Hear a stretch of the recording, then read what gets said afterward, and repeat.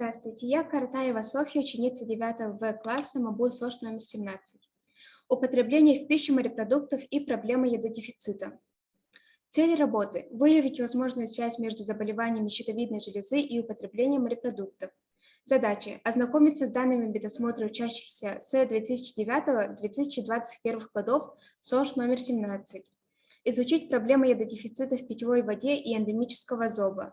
Ознакомиться с содержанием йода разных морепродуктов, провести анкетирование учащихся СОЖ-17 в разных возрастных категориях, проанализировать результаты анкетирования и сделать выводы.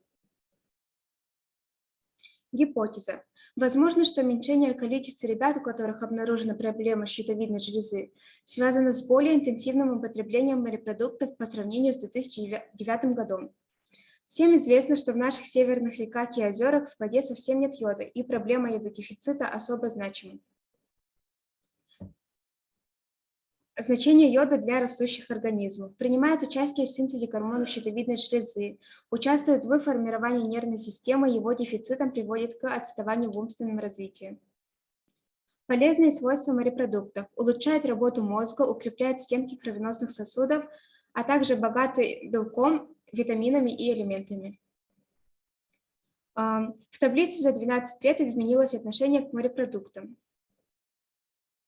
Результаты мониторинга показали, что частое употребление ламинария в пищу выросло в 7,5 раз, а морской рыбы в 2 раза. Одновременно число ребят, совсем не принимающих в пищу морепродукты, уменьшилось в 2 раза. Интересным показателем результатом анкетирования учащихся разных возрастных групп на предмет употребления суши и ролл до 14 лет часто употребляют 15%, а старше 15 лет вдвое больше. Этот феномен можно объяснить тем, что из-за пандемии в период длительного пребывания дома при дистанционном обучении несколько изменился режим дня и питание ребят, и одновременно широкое распространение получило службу доставки на дом. Как известно, суши и роллы из морепродуктов являются одними из самых востребованных.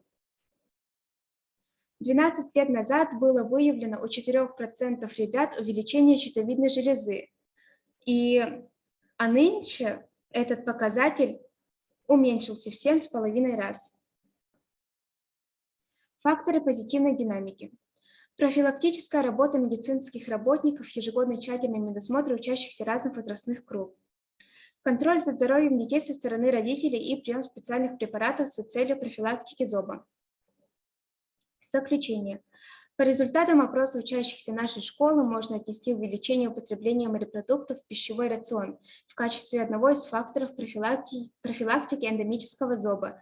Рекомендовать в меню школьной столовой включать морепродукты. Смелее употреблять морепродукты в пищу. Они очень вкусные и полезные. Спасибо за внимание.